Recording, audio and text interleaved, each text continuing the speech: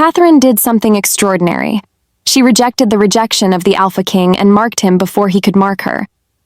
An act that was rare, which was why she had a smile watching him get all worked up because of her. He threw an empty goblet against the wall. Catherine pretended to flinch, even though she wasn't moved in the slightest. "I can't imagine we're doing this.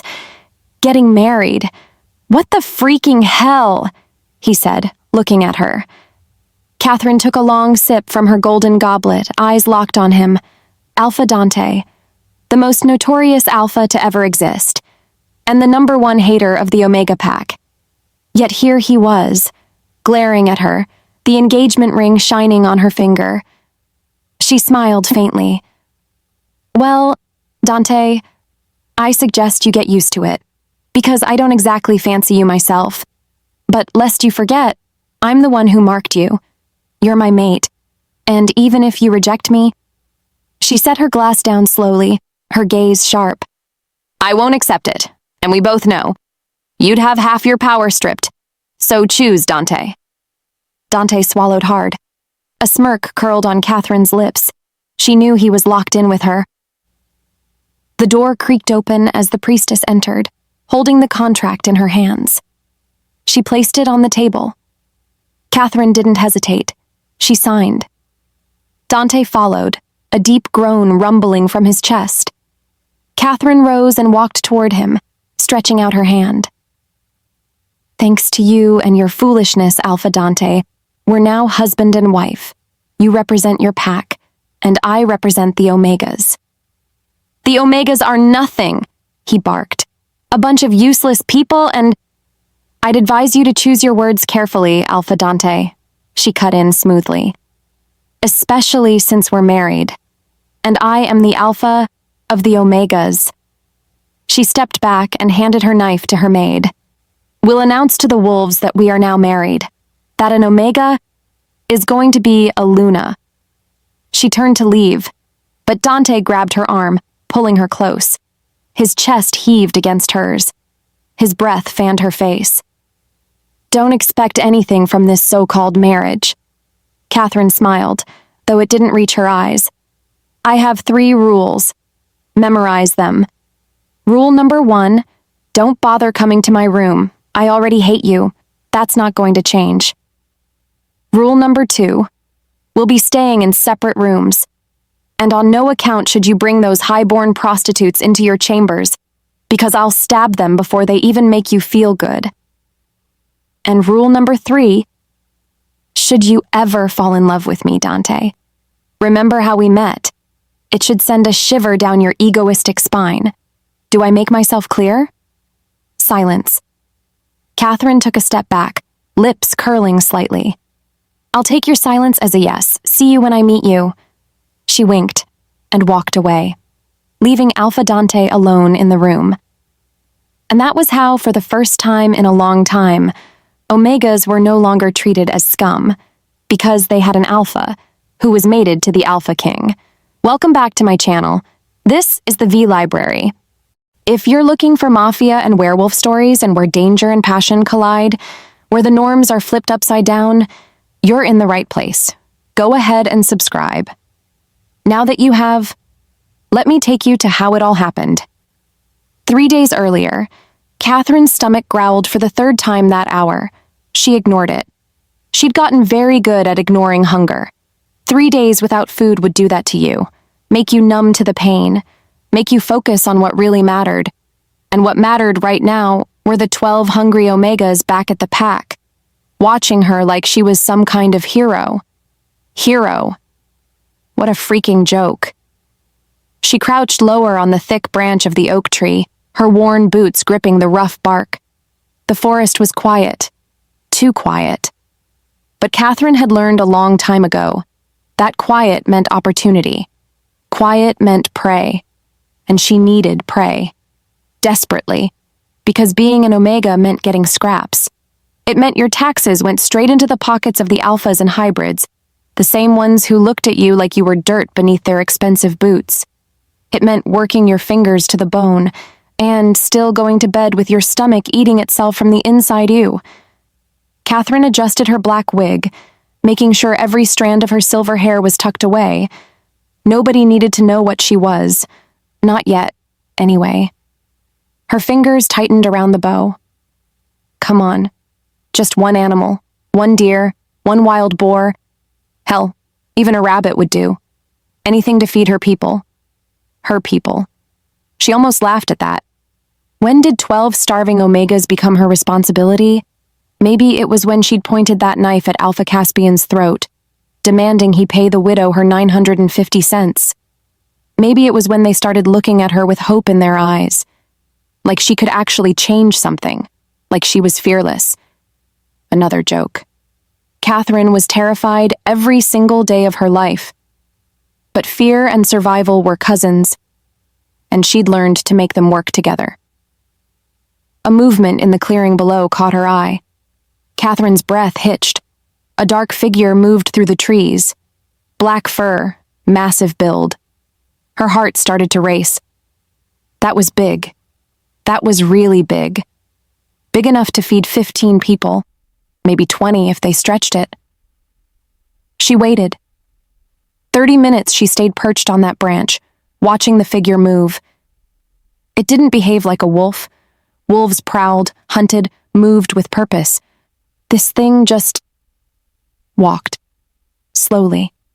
Like it was thinking. Had to be an antelope. A massive one. Or a wild buffalo that had wandered too far from its herd. Catherine pulled the bowstring back. Her arms trembled, but her aim was steady. She'd been hunting since she was 8 years old and since her mother died and left her alone in a world that hated Omegas. She let the arrow fly. The sound of it hitting flesh was satisfying. The roar that followed was not. Oh shit! Oh shit! Oh shit! Oh! Catherine scrambled down the tree, heart pounding in her throat. That wasn't an animal sound. That was a wolf sound. A very angry, very powerful wolf sound. She hit the ground running, her boots pounding against the forest floor. Please be a regular wolf. Please be some random hybrid I can apologize to and run from. Please don't be... She skidded to a stop. Alpha Dante lay on the ground. An arrow stuck out of his shoulder, his black fur matted with blood. His yellow eyes, usually cold and calculating, were now locked on her with pure rage. Catherine's bow slipped from her fingers and clattered to the ground. No, no, no, no, this is not happening. She turned to run, but he was faster, even injured, even bleeding. He was so much faster. His hand, human now, he'd shifted, grabbed her ankle and yanked hard. Catherine hit the ground face first, dirt filling her mouth. You stupid Omega, he growled, flipping her over and pinning her arms above her head. Do you have any idea what you've done? Catherine stared up at him. At Alpha Dante. The same Alpha Dante who'd passed laws making it illegal for Omegas to own property. The same one who laughed when Omega children were denied access to the pack school. And she'd shot him. She was so dead. But then, something else happened. Something that made her wish she was dead instead. The mate bond snapped into place. It hit her in the chest, stealing her breath, making her see stars. No. No, this couldn't be happening. Not with him. Not with the one Alpha who hated her kind more than anyone else in the entire freaking world. Dante's eyes widened. His grip on her wrists loosened, just a fraction. You've got to be kidding me. Disgust, pure, raw disgust, flashed across his face as the bond hit him too. Catherine felt it through the new connection, felt how much he hated this, how much he hated her, how the very idea of being mated to an Omega made his skin crawl. Good. The feeling was mutual. No, Dante said, scrambling back from her. Absolutely not. This is not happening. Catherine sat up slowly, her mind spinning. The mate bond was sacred, a beautiful thing, a gift from the moon goddess. But right now, it felt like a curse. And then, her brain started working. Really working. Dante needed a mate. Everyone knew that.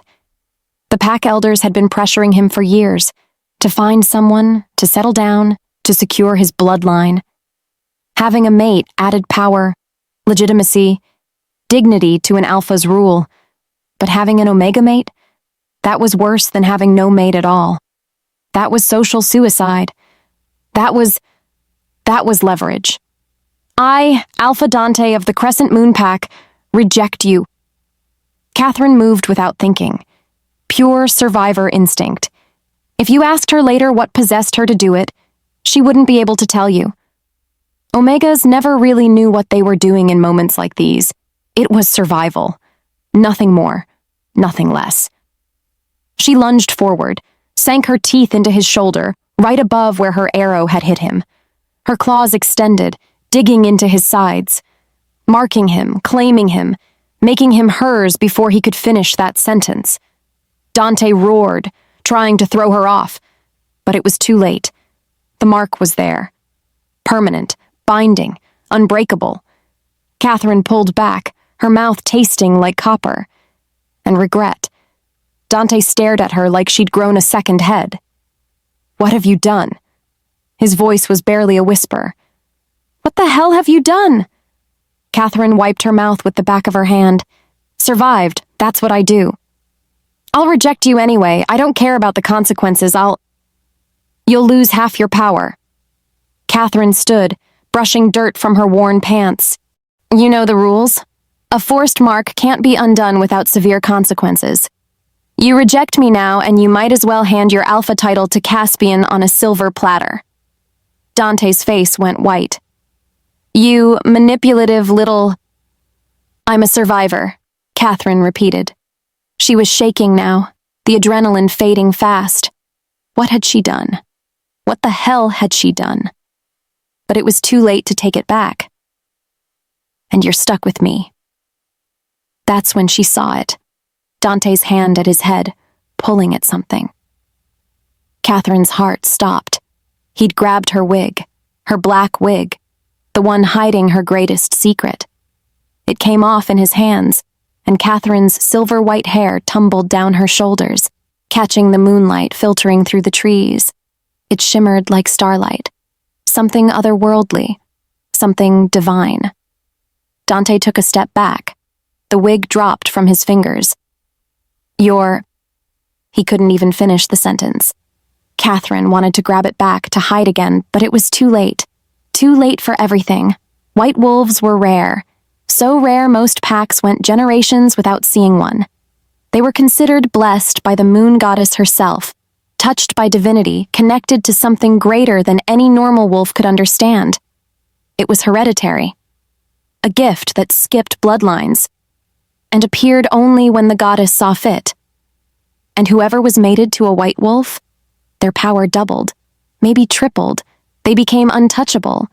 But whoever rejected one, whoever dared to break a bond with a wolf blessed by the goddess herself, that was spitting in the moon goddess's face. That was asking for death, for madness, for a curse on your entire bloodline. Catherine watched realization dawn on Dante's face, watched him understand that he was trapped, completely and utterly trapped. 3 days, she said quietly.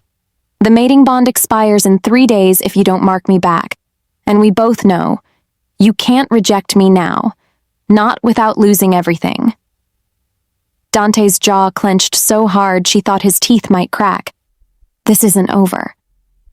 Oh, it's just beginning, Catherine said, surprised by how steady her voice was when inside she was screaming. See you soon, mate. She turned and walked away, leaving him bleeding in the forest clearing. Her hands didn't start shaking until she was halfway home. The Omega Pack's bell rang across the settlement like a dinner bell calling starving dogs. Catherine stood on the rickety wooden platform they used for announcements, her silver hair now on full display. No more hiding, no more pretending to be something she wasn't.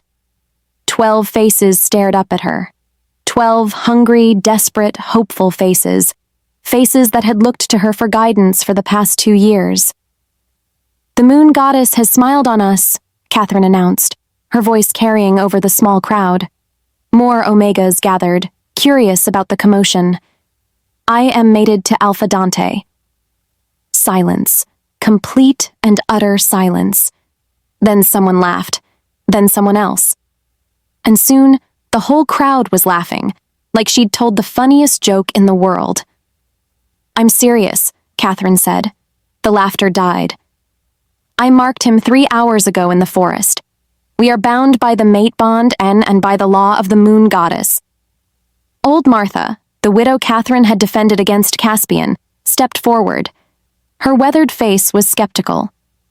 "Child, if this is true, if you're really mated to that monster, what does this mean for us?"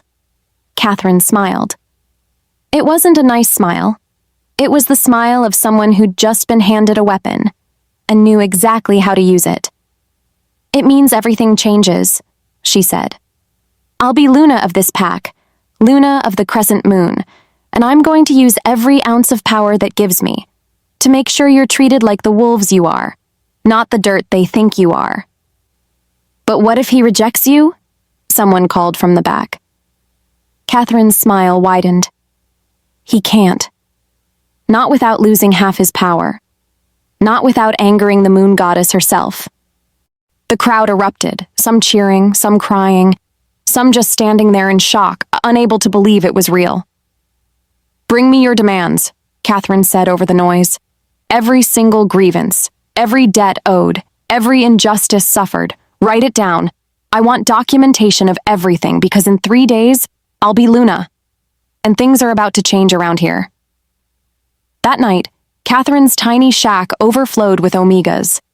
They brought lists, stories, evidence of mistreatment that made her blood boil, the taxes they couldn't pay, the food they couldn't afford, the children who died from preventable diseases because the pack doctor refused to treat Omegas. Catherine took notes until her hand cramped. This was bigger than her now. Bigger than her reckless decision to mark an alpha who hated her. This was about justice. This was about survival. The knock on her door came at dawn. Catherine opened it, to find Alpha Dante standing there flanked by 6 guards. He looked like he hadn't slept. Good. She hadn't either. "My guards will escort you to the palace," he said coldly. "Pack your things." "No." Dante blinked. "Excuse me?" I said no. Catherine crossed her arms. "Before your so-called guards take me anywhere, we need to discuss terms." "Terms?" Dante's laugh was sharp. "You don't get to make terms, Omega. You marked me, you trapped me, and now you're coming to the palace whether you like it or not." Catherine pulled out a folded piece of paper from her pocket. "These are the new laws regarding Omega treatment. Tax reductions, food allocations, access to medical care, educational opportunities for Omega children. You're going to pass every single one of them before I set foot in that palace." Dante stared at the paper like it was a snake about to bite him. "You're insane." "Maybe," Catherine shrugged. "But here's the thing you don't seem to understand, Alpha. The thing between you and me is this. I have lived my 20 years of life on the streets. I have survived things that would break you. I have stared death in the face and closed my eyes thinking I would die, nay, but for some reason I didn't die. That makes me a very different person from you, who's been worshipped your whole life, who sends men to fight for him while he sits on his throne." She stepped closer. Dante's guards tensed, but he held up a hand to stop them.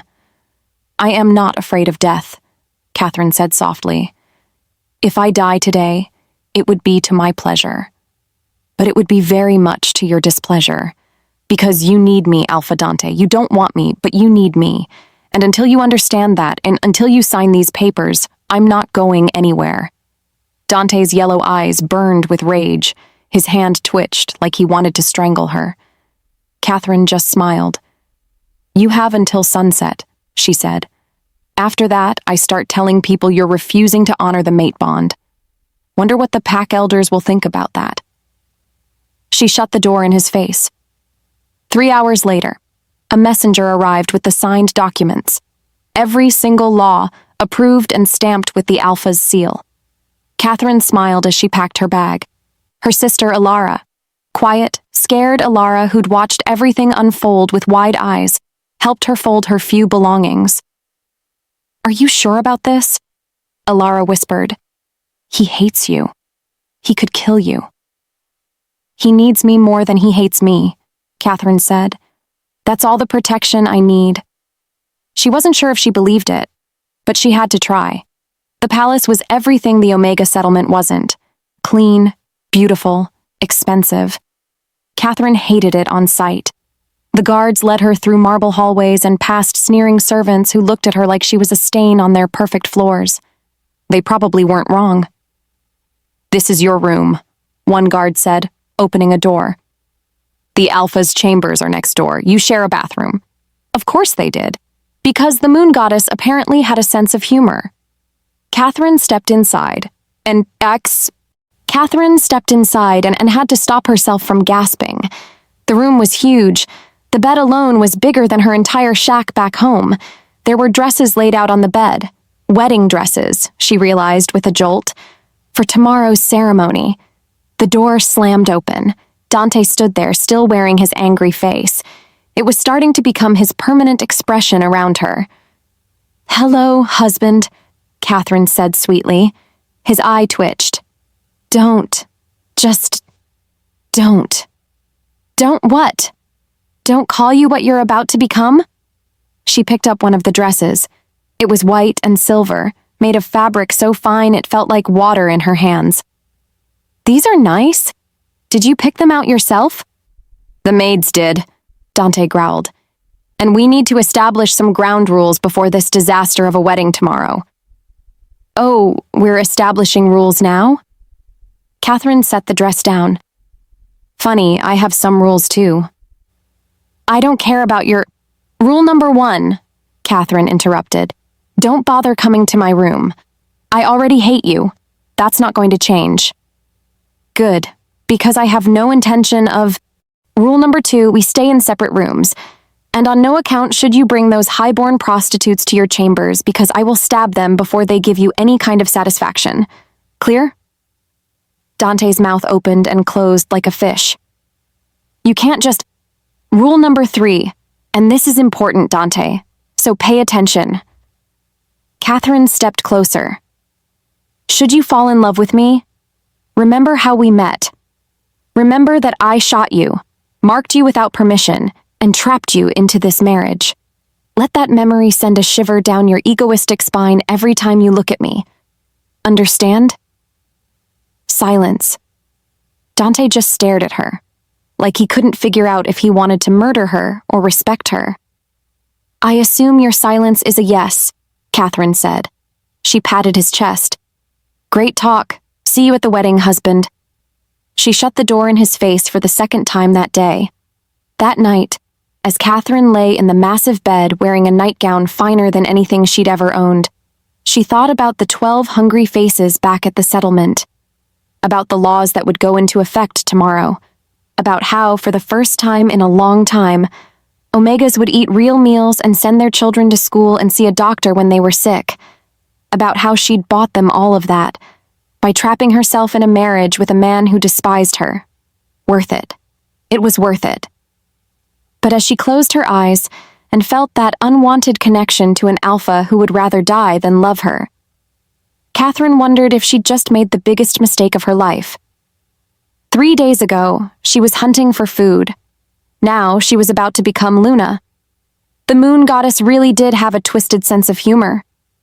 Tomorrow, everything would change. Tomorrow, she would stand in front of the entire pack and marry Alpha Dante.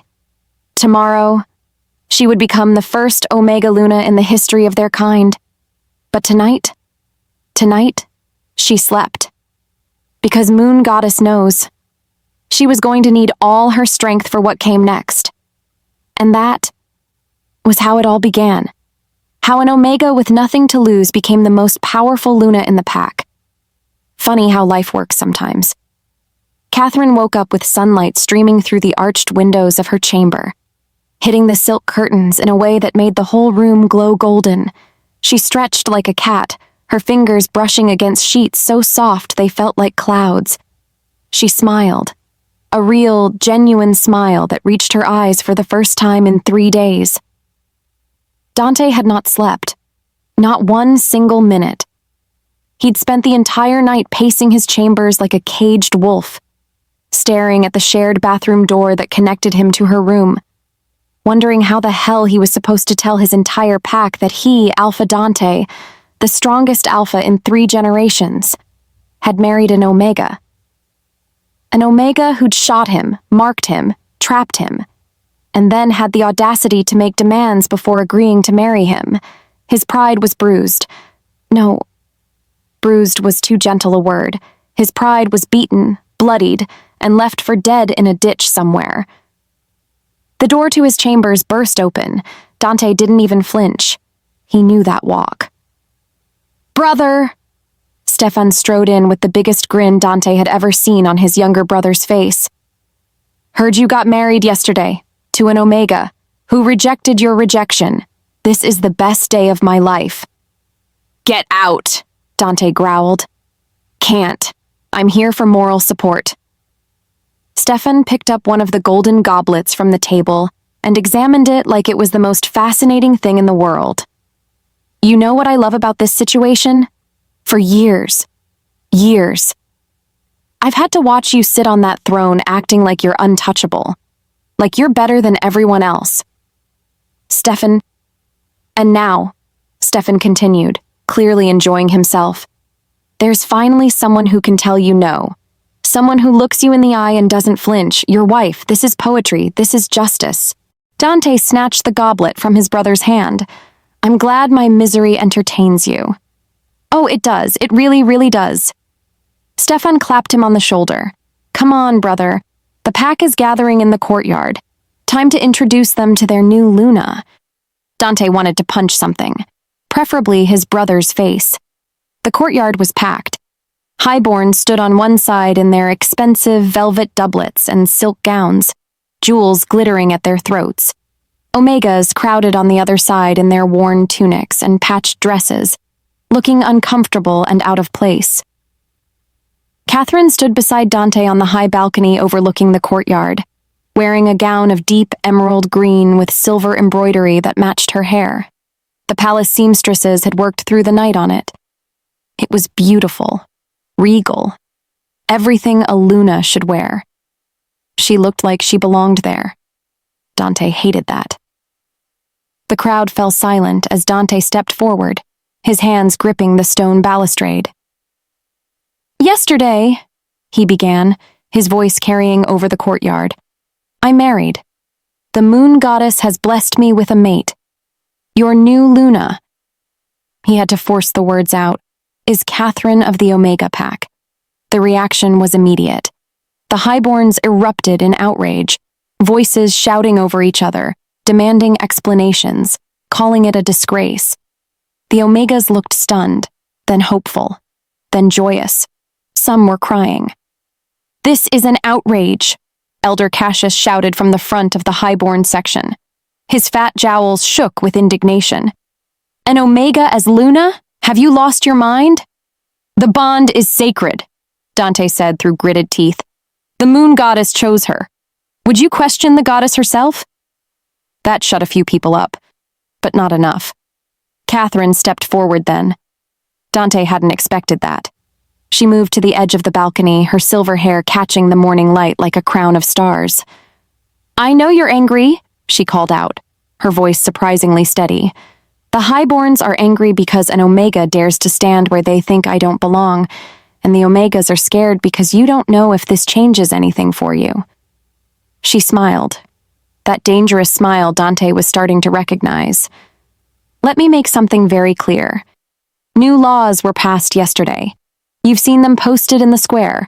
Tax reductions for Omegas, fair wages, access to medical care and education. These laws are not suggestions. They are law, and anyone," her eyes swept over the Highborn section, "anyone who refuses to follow them will face my wrath, not just the Alphas. Mine." Elder Margaret, a woman who'd controlled half the textile trade for 20 years, stepped forward. Her expensive burgundy gown swished against the cobblestones. You think because you spread your legs for the Alpha that you can— Finish that sentence, Catherine said softly, dangerously, and I will have you thrown in the stocks for insulting your Luna. Try me, Elder, please. I would love an excuse. Margaret's mouth snapped shut. I am not here to play nice, Catherine continued. I am not here to curtsy and smile and pretend I'm honored to be tolerated by you. I'm here because my people deserve better. And if that means I have to drag this pack kicking and screaming into treating Omegas like the wolves they are, then that's exactly what I'll do. She turned to the Omega section. You have a voice now, use it. You see injustice, report it to me. Someone treats you like dirt, tell me their name. You are not powerless anymore. The Omegas cheered, actually cheered. The sound echoed off the palace walls. Catherine turned and walked back inside without waiting for Dante, without asking permission. Just left. Dante followed her, because what else could he do? He caught up to her in the corridor leading to their chambers. What the hell was that? Catherine didn't stop walking. Her maid and her sister Alara trailed behind them, trying to look invisible. That was me doing my job, Catherine said. You're the Alpha of this pack, that's nice. But the Omegas? They had an Alpha before you stuck your ring on my finger. And that Alpha was me. So no, I'm not going to stand there quietly while Highborns try to intimidate my people. Your people are part of my pack now, Dante said. You can't just what? Protect them? Stand up for them? Catherine spun around so fast her skirt swirled. That's literally why I'm here, Dante. That's the only reason I agreed to this disaster of a marriage. Did you think I wanted to wake up every morning in a palace that hates me? Did you think I wanted to be married to someone who looks at me like I'm something stuck to his boot? Then why did you do it? Dante demanded. Catherine's expression softened for just a moment. Because 12 people were starving. Because children were dying of preventable diseases. Because someone had to do something. She turned and walked away, Alara and her maid following. See you at dinner, husband. Try not to choke on your wine. Dante stood there in the hallway, watching her go, and wondered how one person could be so infuriating and yet so something else at the same time. The meeting that afternoon was worse than Dante had anticipated.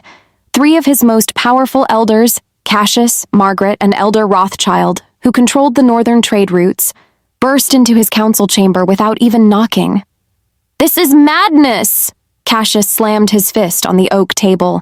You can't allow an Omega to dictate policy. You can't allow her to threaten us. She's Luna now, Dante said tiredly. He'd been expecting this. Her word carries weight. Then remove her, Margaret shrieked. Find another Luna, a proper one. It's better to be powerless than to be married to that wench. Dante's wolf growled inside him at the insult to his mate, which was ridiculous because he didn't even like Catherine. But the bond didn't care about logic. If you don't do something, Rothschild said, his voice calmer but no less threatening, the elders will walk. We'll take our resources, our connections, and we'll turn the other packs against you. Is that what you want? Before Dante could answer, the door opened again. Catherine walked in, flanked by 2 Omegas Dante recognized from the settlement. One was old Martha, the widow Catherine had defended, and the other, Thomas, a younger man who'd lost his leg in a hunting accident and had been begging on the streets. What is this? Cassius demanded. These are the new Omega representatives on the Elder Council, Catherine said pleasantly. She was wearing a simpler dress now, deep blue wool with silver thread at the sleeves. Martha and Thomas will have voting rights on all pack decisions. I'll be appointing 2 more representatives by month's end. The elders stared at her like she'd just declared war. You can't do this, Margaret said. I'm Luna, Catherine replied. I can do whatever I want. Well, within reason. But this is reasonable. The Omegas make up 1/3 of this pack. They deserve representation. The Alpha hasn't agreed to this, Rothschild pointed out. Catherine looked at Dante. Her expression was calm, but her eyes dared him to contradict her, to side with the elders over her. Dante thought about the Omegas cheering in the courtyard, about the hope on their faces, about how the elders had controlled this pack from behind his throne for years while he pretended not to notice. The Luna's decision stands, he heard himself say. 3 shocked faces turned toward him. Brother, you can't be serious, Margaret said. I'm your Alpha, Dante replied, standing up. His chair scraped against the stone floor. And I'm starting to remember what that means. You're elders, advisors, not rulers. And if you have a problem with the laws I've passed, with the Luna I've chosen, with the direction this pack is heading... He smiled coldly. There's the door. I'm sure one of the other packs would love to deal with your constant complaints. Cassius turned red. Margaret looked like she'd been slapped. Rothschild's eyes narrowed dangerously. You'll regret this, Rothschild said quietly. All of it. They left. The door slammed behind them hard enough to rattle in its frame. Catherine looked at Dante, surprise flickering across her face. Then she nodded to Martha and Thomas. Welcome to the council. First meeting is tomorrow at dawn. After they left, Catherine and Dante stood alone in the council chamber. You didn't have to do that, she said. Don't mistake that for liking you, Dante replied. I just hate being told what to do more than I hate having an Omega for a wife. Catherine laughed. Actually laughed. Fair enough, Alpha. Fair enough. The retaliation came faster than Catherine expected. 3 days after the council meeting, Elder Rothschild stopped all cotton shipments from his farms. Cotton that supplied not just their pack but their allies. Cotton that was essential to the trade agreements keeping their borders safe. Catherine was in the gardens when Dante found her, his face stormy. Your reforms are going to start a war, he said without preamble. Catherine looked up from the rose bush she'd been examining. Rothschild? He's threatening to cut off all supply routes, and he's not alone. Half the elders are refusing to contribute their resources unless I control my wife. Dante spat the words like they tasted bad. The other packs are watching. If we show weakness now, they'll see it as an opportunity. So, what do you want me to do? Catherine asked. Bow? Apologize? Tell the Omegas that, actually, sorry, you're still worthless? I want you to compromise. There is no compromise with people like them, Catherine said, standing up and brushing dirt off her skirts. They want everything to go back to how it was, where they had all the power and everyone else had scraps. I won't do that. Even if it costs lives? Dante demanded. Because that's where this is heading. War. Bloodshed. All because you're too stubborn to...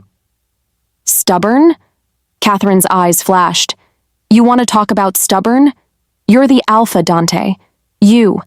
You have more power in your little finger than all those elders combined. But you've spent years letting them control things because it was easier, because you didn't want to fight. You don't understand pack politics. I understand survival, Catherine interrupted. And sometimes survival means fighting, means standing your ground even when everyone tells you to run.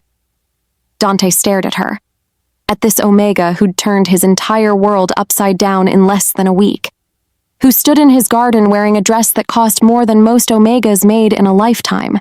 Catherine stood there, dirt under her fingernails from planting rose bushes, telling him, the Alpha, how to rule his pack. What do you suggest then? He asked, surprising himself. Catherine smiled. Call a pack assembly. Everyone. Highborns, Omegas, everyone in between. Announce new land laws. What land laws? All land belongs to the pack, Catherine said. Not to individuals. People who currently hold land get to keep it, but only if they follow pack law. That means paying their fair share, treating workers fairly, following the new Omega rights legislation. Anyone who refuses... She shrugged. Their land gets redistributed to the highest-ranking Omega in their sector. Dante's jaw dropped. That's insane. That's basically threatening the entire foundation of their power, Catherine finished. Yes, that's the point. Right now they think they're untouchable. Show them they're not. They'll revolt. Let them try. Catherine's eyes were hard. You're the Alpha. Act like it. The pack assembly 2 days later was the largest gathering in Dante's memory. The entire courtyard was packed. Highborns in their finery looking nervous, Omegas in their best clothes looking hopeful, hybrids and middle ranks filling in the spaces between. Dante stood on the balcony, Catherine beside him in a gown of white and silver that made her look like the moon goddess herself had blessed her, which, technically, she had. From this day forward, Dante announced, his voice carrying over the silent crowd, all land in this territory belongs to the pack, not to individuals.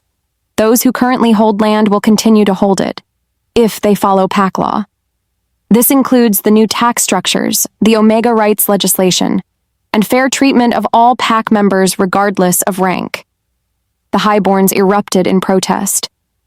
Failure to comply, Dante continued, speaking over them, will result in land forfeiture. Said land will be redistributed to high-ranking Omegas who have proven their loyalty and service to this pack. You can't do this, someone shouted. I'm Alpha, Dante said simply. I can do whatever I want. Catherine squeezed his hand. Just once. So quickly he almost missed it. But the gesture said everything. You did good. You're finally acting like a real Alpha. The changes were immediate. Old widow Martha came to Catherine's chambers that evening, tears streaming down her face. She kissed Catherine's hands and told her that Elder Rothschild had personally delivered her wages, 100 silver pieces instead of the usual 50.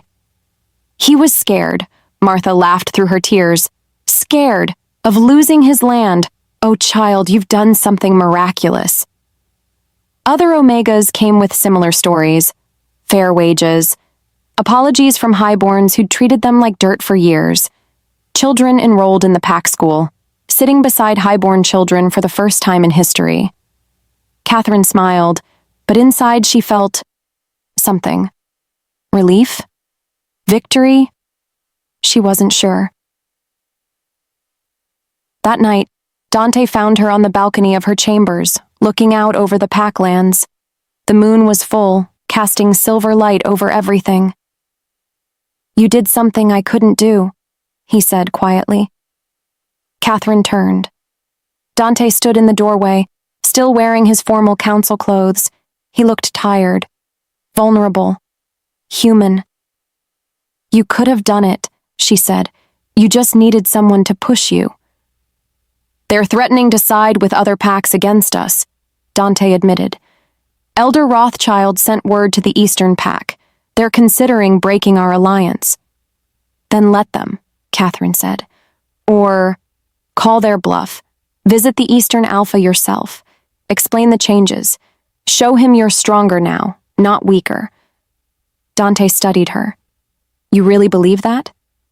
I believe you care about your people more than you let on, Catherine said. I've seen it. The way you worry about the borders, about trade routes, about keeping everyone safe. You're not the monster I thought you were.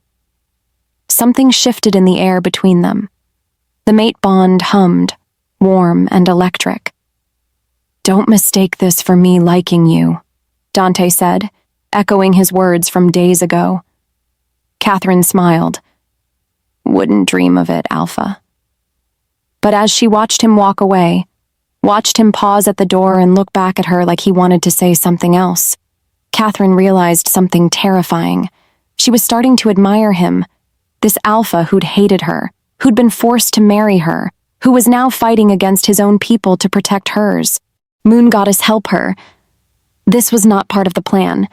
That night, as Catherine lay in her massive bed staring at the canopy above her, she thought about Dante's face when he'd announced the land laws, the way his voice had been strong, commanding, Alpha. The way he'd squeezed her hand back on that balcony. She touched her chest. Don't you dare fall for him, she whispered to herself. Don't you dare. In the next room, Dante lay awake too. thinking about silver hair and green eyes and an Omega who'd shot him in the forest, and somehow made him a better Alpha. The moon goddess really did have a twisted sense of humor, but maybe, just maybe, she knew what she was doing. Dante woke to someone pounding on his door, like they were trying to break it down.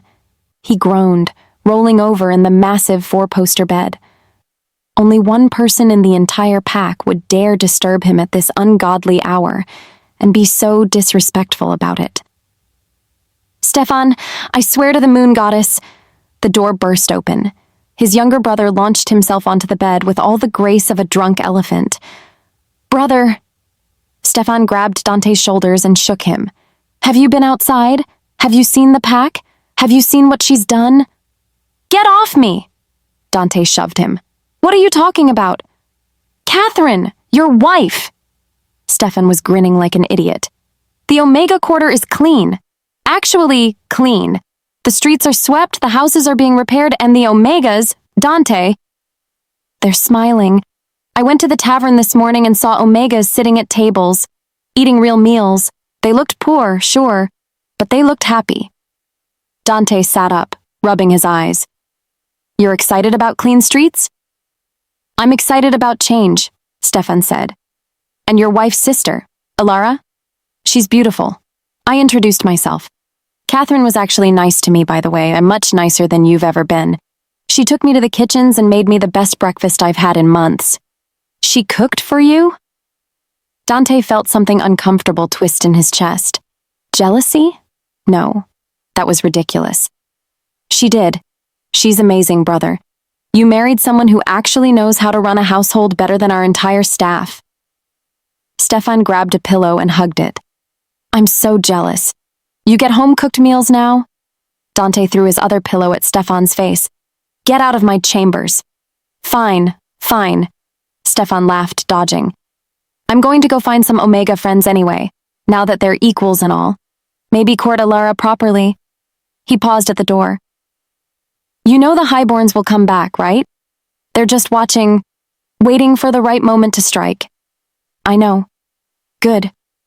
Because this peace won't last forever." Stefan's expression turned serious. "Enjoy it while you can." After Stefan left, Dante dressed in a black doublet with silver threading and headed downstairs.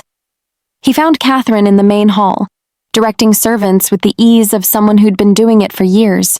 "No, the tapestries need to be beaten outside, not in the hall," she was saying to a maid. "And tell the kitchen staff we're hosting the Omega representatives for dinner tonight. I want them treated exactly like we'd treat the elders. Same quality food, same wine, same respect." "Yes, my lady." The maid curtsied and hurried off. Catherine turned and saw Dante watching. She wore a deep purple gown today, the bodice embroidered with silver wolves. Her hair was braided in an intricate crown around her head. "I hate to say this," Dante said slowly, "but this job fits you well." Catherine smiled. "Every job fits me well, Alpha. I'm adaptable like that."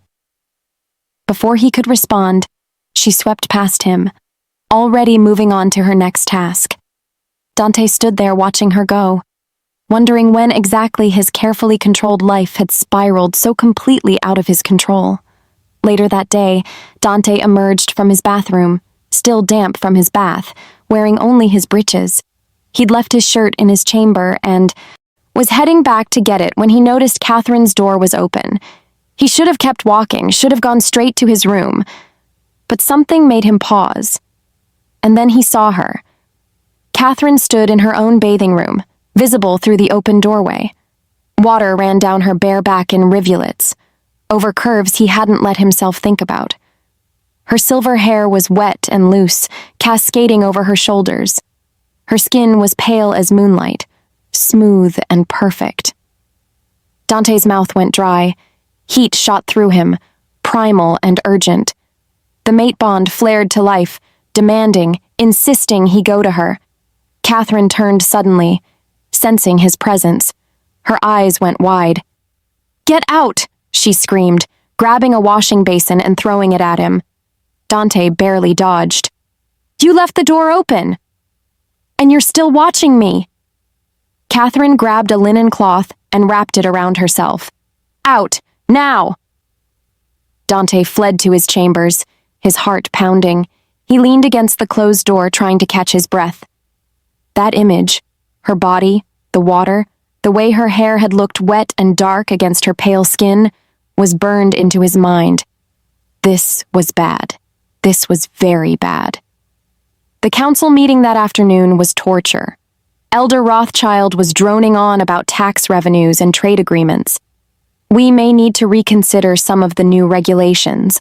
The financial strain on the highborn estates is significant, yes, we know," Dante interrupted. But his mind wasn't on taxes. His mind was stuck on that bathroom doorway, on wet skin and silver hair. "Alpha?" Elder Cassius said. "Are you listening?" "Of course I'm listening." "No, he's not," Stefan said from his seat beside Dante. "He's got a wife now. Can't expect him to focus on boring things like money when he's got more interesting things to think about." Dante kicked his brother under the table. Stefan just grinned. The meeting dragged on for another hour. By the time it ended, Dante's head was pounding, and his body was still far too aware of Catherine's presence somewhere in the palace. He needed air, space, distance from his infuriating, beautiful, impossible wife. That evening, walking through the corridors toward his study, Dante smelled it. The scent hit him like a physical blow. Sweet and intoxicating, with an undertone of something wild and desperate. Heat. Catherine was in heat. For werewolves, heat was when a female was most fertile, when her body called to her mate with a scent impossible to ignore. It happened a few times a year, usually manageable if the wolf had control. But Catherine was his mate, and the bond made everything 1,000 times stronger. Dante's wolf snarled inside him, demanding he find her, claim her, mark her properly this time. Every instinct screamed at him to track that scent to its source. No. She'd made it clear she didn't want that, didn't want him. She could suffer through it alone. That's what she deserved, for trapping him into this marriage. Dante went to his study and slammed the door. He poured himself wine from a crystal decanter and downed it in one gulp. This was fine. He was fine. He had control. An hour later, Catherine walked into his study without knocking. The scent hit him immediately. Stronger now, filling the room like smoke. Dante's hands clenched on his desk. "We need to discuss something," Catherine said. She looked flushed, her pupils slightly dilated, but her voice was steady. "I've been reviewing the Omega Quarter finances and I found some discrepancies.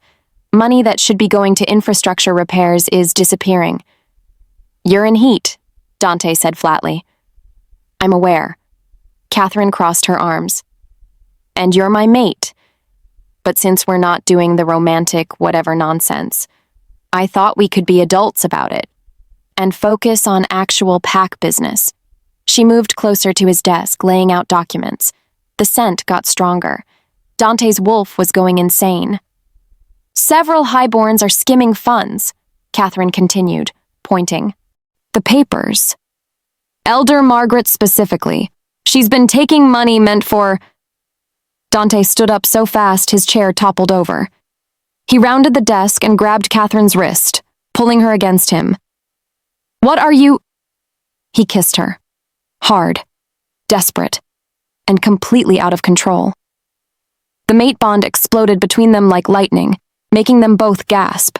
Catherine's hands clutched his shoulders, then his hair, pulling him closer. Wrong. This was wrong. They hated each other. This was just the heat talking. Just biology. But Moon Goddess, she tasted incredible. Dante swept the papers off his desk and lifted Catherine onto it. She wrapped her legs around his waist, her fingers fumbling with the buttons on his doublet. "This is a bad idea," she gasped against his mouth. "Terrible idea," Dante agreed, kissing down her neck. "We should stop." "Absolutely." Neither of them stopped. Dante lifted her, carrying her from his study. Catherine buried her face in his neck, biting down on the mark she'd given him. The sensation made him stumble. He made it to her chambers, kicking the door shut behind them. They barely made it to the bathroom before clothes started coming off. His doublet, her gown, everything discarded in a trail across the floor. The sex was rough, desperate, necessary. Against the wall, then in the massive copper bathing tub, water sloshing everywhere. Catherine's nails raked down his back. Dante bit her shoulder, marking her again. When they finally collapsed together, breathless and spent, reality came crashing back. "This complicates things," Dante said. Catherine laughed, the sound slightly hysterical. "You think?" "I didn't mean for—" "I know, neither did I." Catherine sat up, water streaming down her body. "This doesn't change anything. We still don't like each other." Agreed. But as Dante lifted her from the tub and carried her to the bed, as he laid her down gently and pulled the silk sheets over both of them, he wasn't sure that was true anymore. Catherine's eyes were already closing, exhaustion from the heat and everything else pulling her under. Dante started to get up. Her hand shot out, grabbing his wrist. "Stay." "Catherine, just stay, please." Her voice was so quiet he almost missed it. "Just for tonight." Dante should have left, should have gone back to his own chambers and pretended this never happened. But the mate bond was singing, satisfied and warm, and Catherine looked so small and vulnerable in that massive bed. He lay back down. Catherine curled against his side immediately, her head on his chest. Within minutes, she was asleep. Dante stared at the canopy above them, one hand unconsciously stroking her silver hair, and wondered what the hell he'd just done. Morning came too soon. Dante woke to sunlight streaming through the windows, and Catherine still asleep beside him, her hair spread across his chest like liquid silver. He needed to get up. Had a meeting with the trade representatives from the Eastern Pac. Needed to leave before this got any more complicated. But he couldn't stop looking at her. At the peaceful expression on her face. So different from her usual guarded mask. At the way her hand rested on his chest, right over his heart. Something shifted inside him. Something dangerous. He carefully extracted himself from the bed, tucking the sheets around Catherine. She murmured something in her sleep but didn't wake. Dante dressed quickly and went to the meeting chamber, trying very hard not to think about what had happened last night. The elders were already there, looking annoyed at his lateness. Elder Rothschild especially wore a sour expression. "We need to discuss the financial reports," Rothschild said as soon as Dante sat down. "These new policies are destroying the high-born economy. I've lost thousands of silver pieces in the past 2 weeks alone." "Perhaps you should have been paying your workers fairly to begin with," Dante said mildly. "This is exactly what I'm talking about." Rothschild slammed his fist on the table. "That Omega wife of yours has poisoned your mind. We cannot continue like this. Something must be done." Before Dante could respond, the door opened. Catherine walked in, wearing a gown of deep red velvet, her hair in a practical braid. She looked regal and powerful, and completely unbothered by the disapproving stares from the elders. "Gentlemen," she said pleasantly, "I hope I'm not interrupting." "This is a closed council meeting," Elder Margaret said coldly. "I'm Luna. Nothing is closed to me." Catherine moved to stand beside Dante's chair. "I actually wanted to address Elder Rothschild's concerns about lost revenue." "Oh, did you?"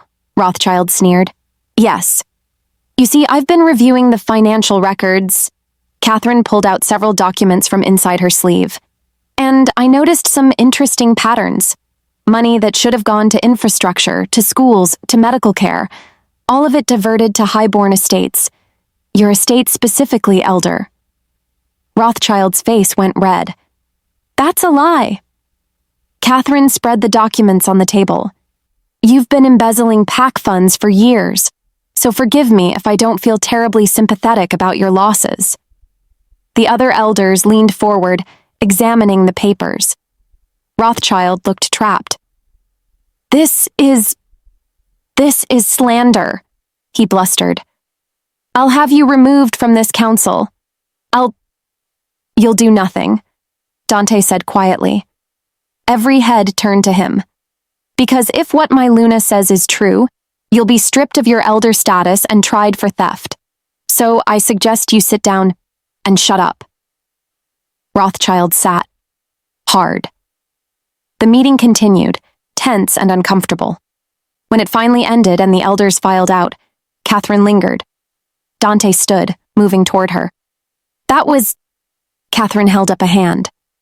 Before you say anything, we need to talk about Elder Rothschild. You just humiliated him in front of the council.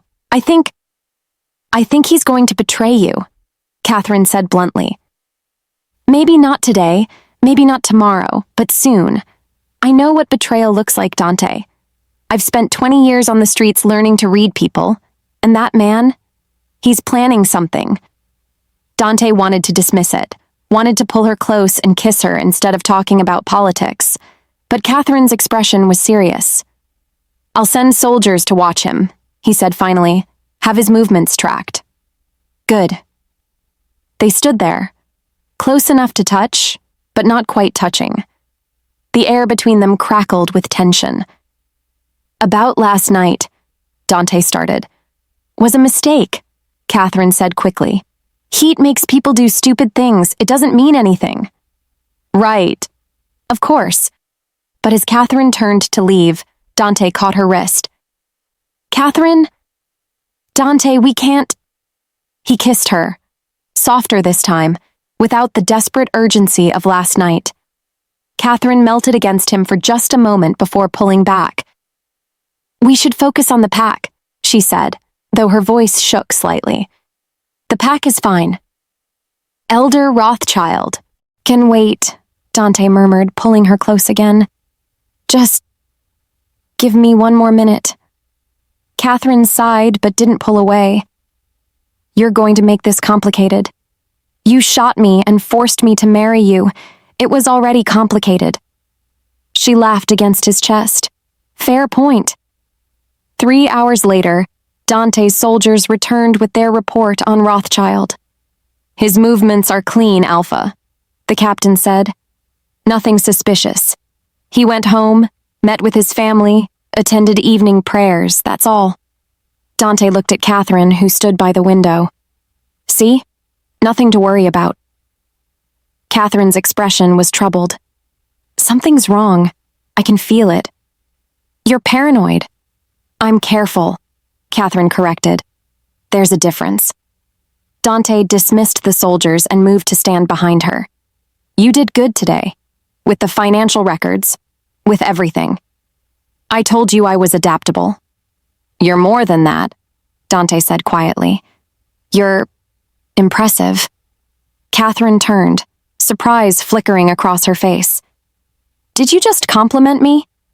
Don't let it go to your head. She smiled. That real smile that made something in Dante's chest tighten. He leaned down, brushing his lips against hers. This time, Catherine didn't pull away, didn't overthink it.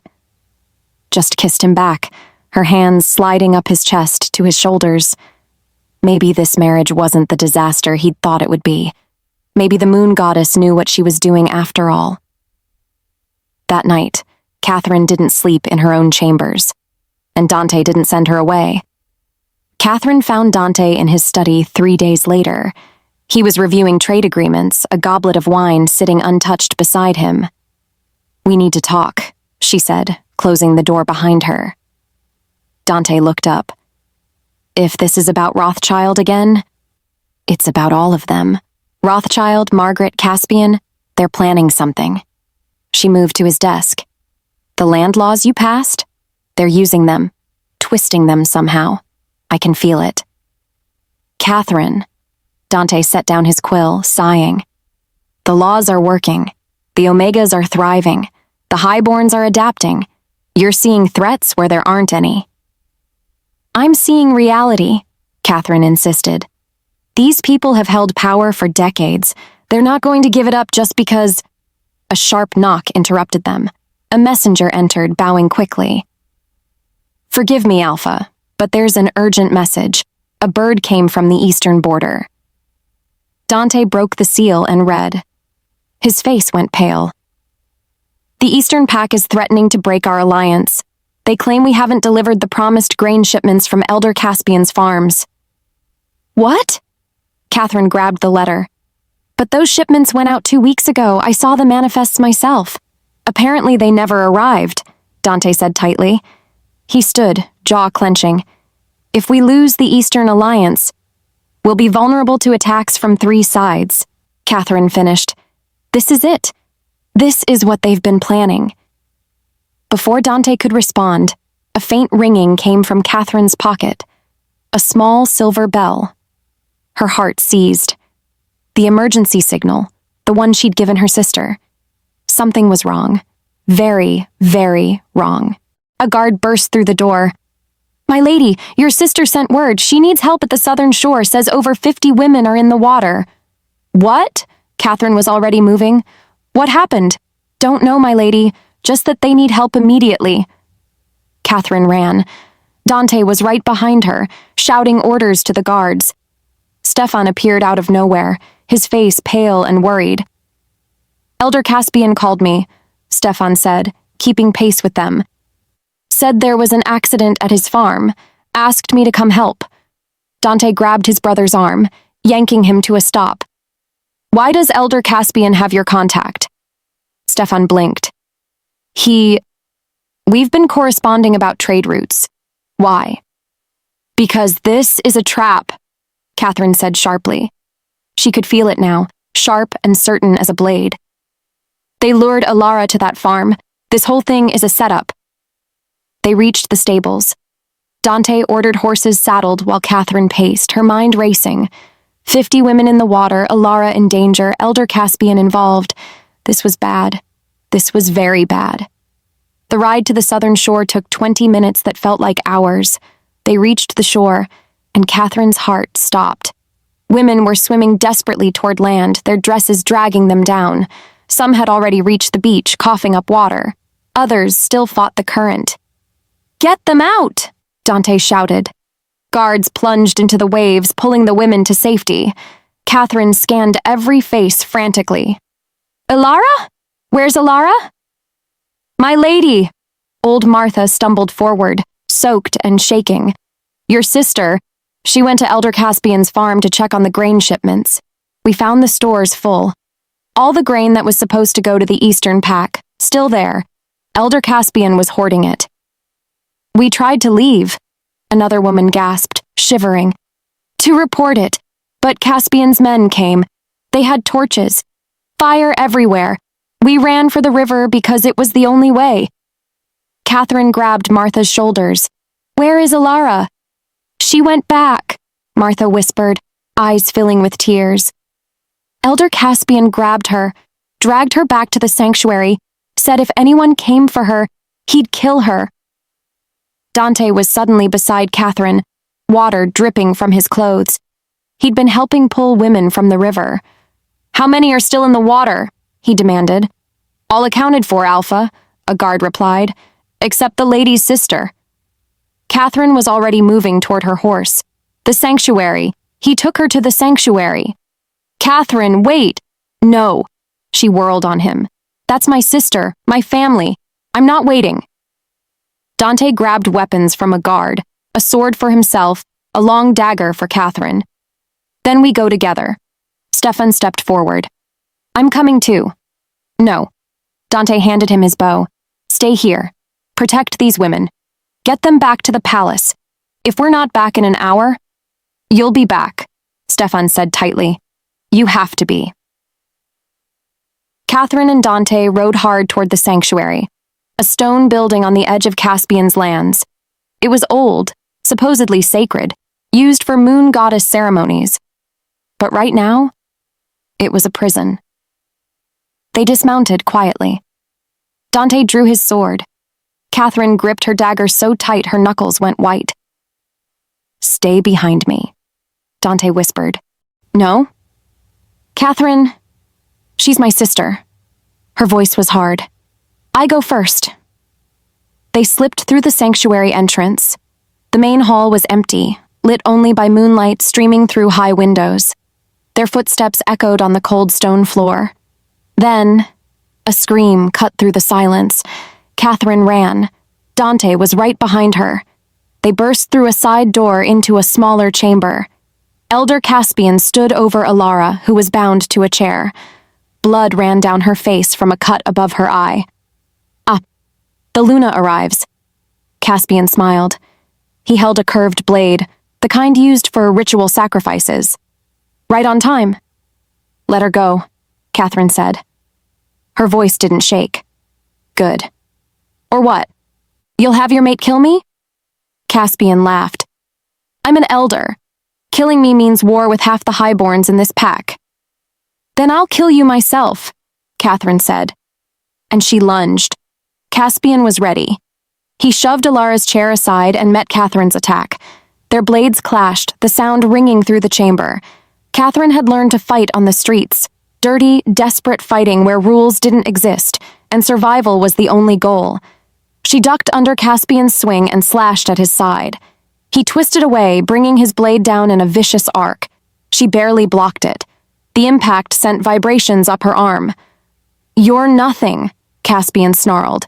"Just an Omega playing dress-up. You think you can change anything? You think those laws will last?" Catherine didn't answer. She kicked his knee. He stumbled. She pressed forward, slashing at his chest. The blade caught fabric, drew blood. Caspian roared and came at her with renewed fury. He was bigger, stronger, trained.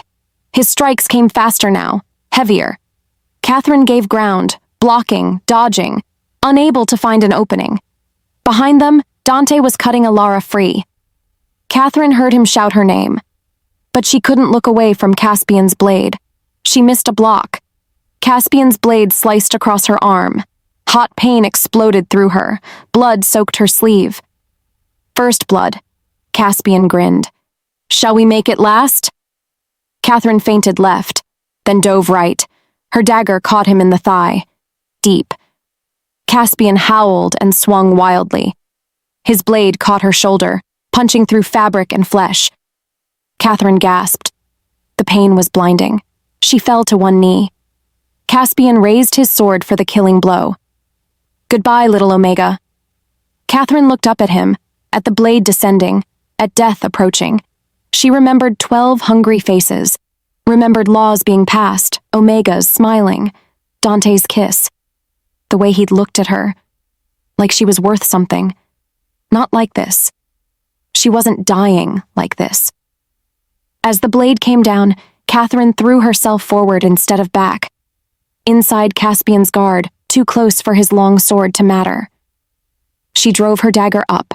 Once, twice, 3 times, 4. Caspian's eyes went wide. Blood bubbled from his mouth. His blade clattered to the floor. Catherine twisted the dagger, then pulled it free. Caspian fell, hard, final, still. Catherine swayed. The chamber tilted. Her shoulder burned. Her arm was numb. "Catherine!" Dante's arms caught her as she fell. He lowered her gently to the floor. "Stay with me. Just stay with me." "Found him," Catherine mumbled. Her vision was going dark at the edges. "I never told you, but you're really attractive. Annoyingly attractive." "Save your strength."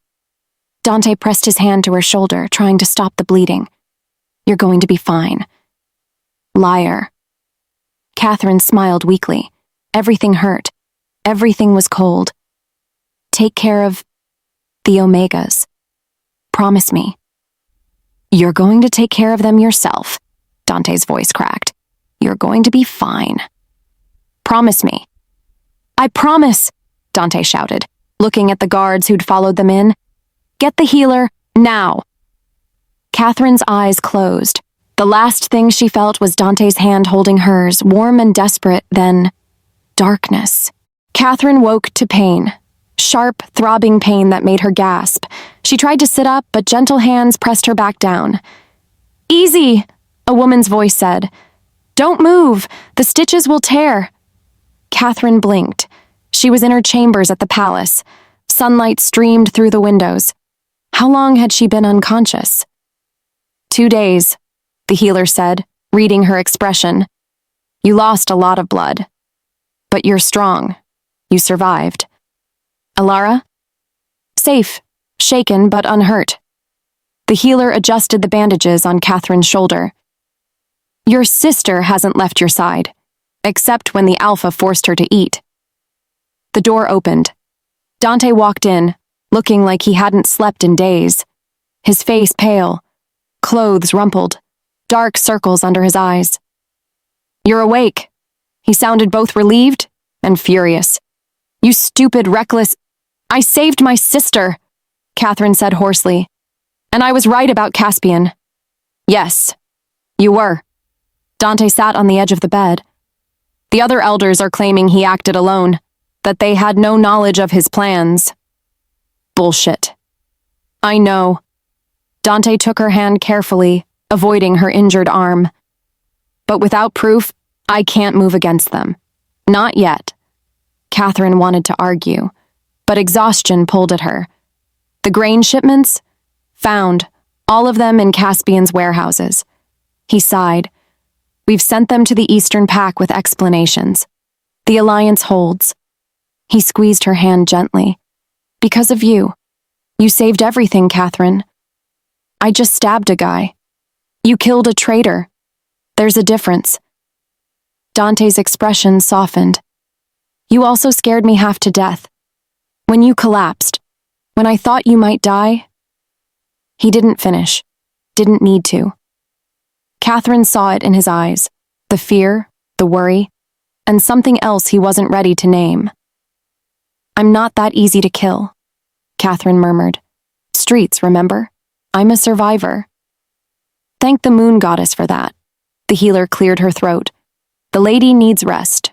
You can visit later, Alpha. Dante nodded, but didn't let go of her hand. I'll be back. And when you're healed, we're having a serious discussion about you throwing yourself into danger. Looking forward to it. Catherine's eyes were already closing.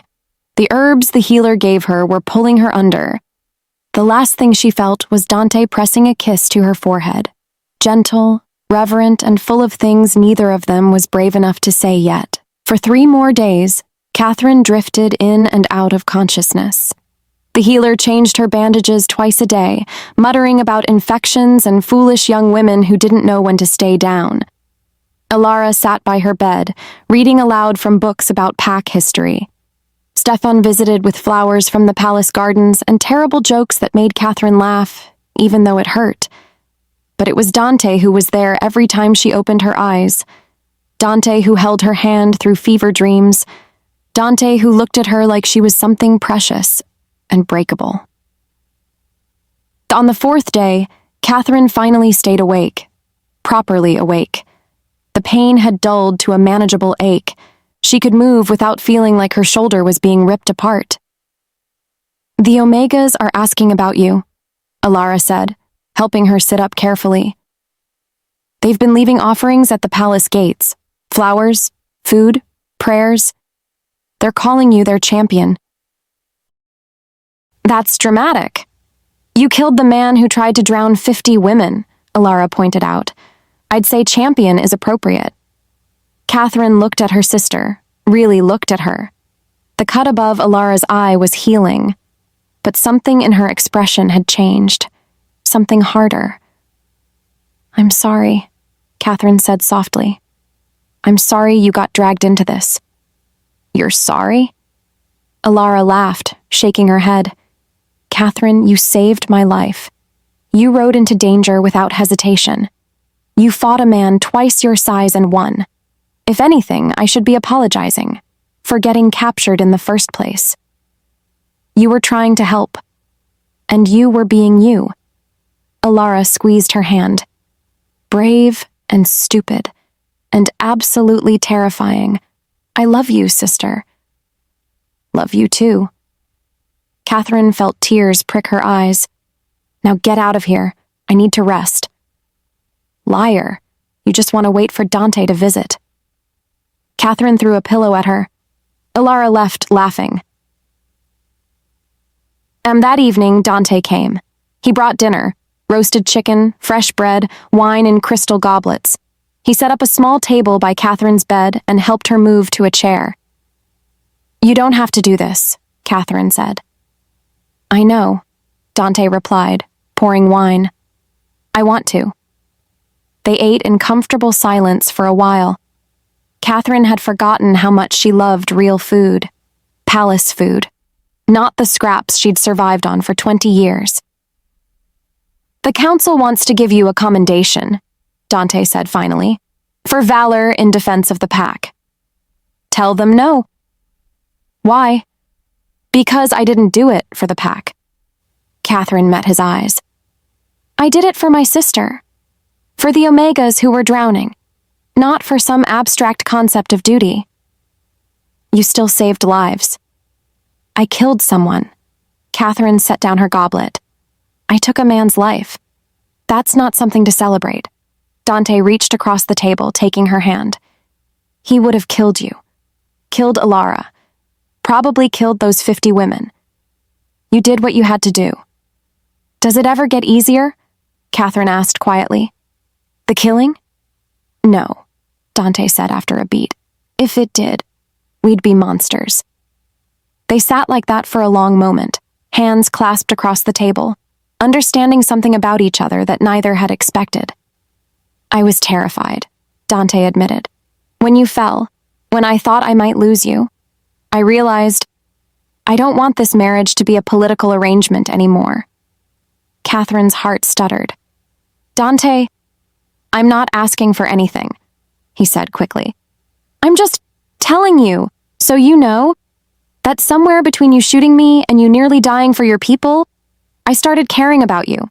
Actually, caring." Catherine didn't know what to say, didn't know how to process that the Alpha who once hated her now looked at her like she hung the moon. "I don't know if I can give you what you want," she said honestly. "I'm still figuring out how to be Luna, how to help my people. I don't know if there's room for whatever this is." "That's okay." Dante stood, moving around the table. He crouched beside her chair. "Take all the time you need. I'm not going anywhere." He kissed her then. Soft, sweet, full of promise. When he pulled back, Catherine was smiling. "You're making this very complicated, Alpha." "Good," Dante grinned. "You like complicated." Maybe she did. Maybe this marriage that started with an arrow and desperation was turning into something real. Maybe the moon goddess knew what she was doing after all. The epilogue. Catherine laughed, the sound echoing through the garden as Demon chased after the pups, his tiny legs pumping as fast as they could. 2 years, 2 freaking years. And she still couldn't believe this was her life. "Mama! Mama, look!" Demon squealed, holding up a butterfly that had landed on his palm. His eyes, Dante's eyes, sparkled with pure joy. She smiled, a real one this time. The kind that reached her eyes. The kind she never thought she'd have. Around her, Omegas and Highborns mingled like it was the most natural thing in the world. Dante's arms wrapped around her waist from behind, his breath warm against her neck. "You did this," he murmured, pride thick in his voice. "Look at what you built." She leaned back against him, her hand finding his. The ring on her finger caught the sunlight. "We built it," she corrected softly, though they both knew the truth. She had fought for every inch of this piece. But even as Demon's laughter filled the air, even as the world around her celebrated unity, there was a hollow space in her chest, a space shaped like her sister. The note sat in her drawer, folded and refolded 100 times, the paper soft from her fingers tracing the words over and over. "I made a mistake with a guy, the kind of mistake that costs more than I wish to pay. I need to be away from you, from him, from everything." When I'm ready to face it all, I'll come back. I promise. Don't look for me. The Catherine's eyes found Stefan across the garden. He stood apart from the celebration, a glass of wine in his hand, staring at nothing. He hadn't been the same since that day. The light in his eyes had dimmed, replaced by something haunted. Something broken. She'd tried talking to him. They all had.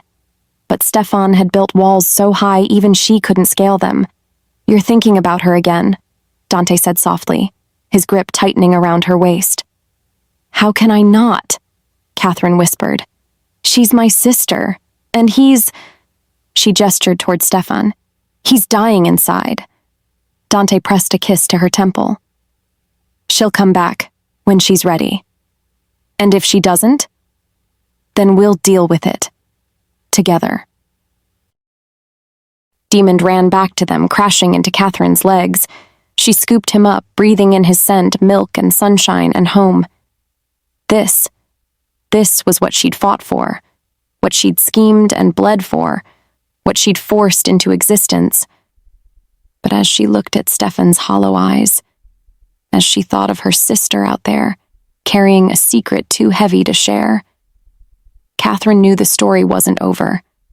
Her sister's absence was a shadow over her victory, a reminder that some battles couldn't be won with strategy and stubbornness alone. Catherine kissed Demon's forehead and set him down to play. She looked at Dante, then at the celebration around them, then back at Stefan. She'll come back, Catherine said, more to herself than anyone. And when she does, we'll be ready.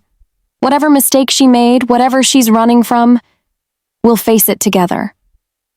Dante squeezed her hand. That's my girl. Catherine smirked, though it didn't quite reach her eyes. Your wife, Alpha Dante. Get it right. But in the back of her mind, Catherine counted the days since her sister left. 730. And somewhere out there, whatever storm her sister had run from was brewing, waiting. See you in my next video? Don't forget to like, share, and comment what you love about a particular character. Bye.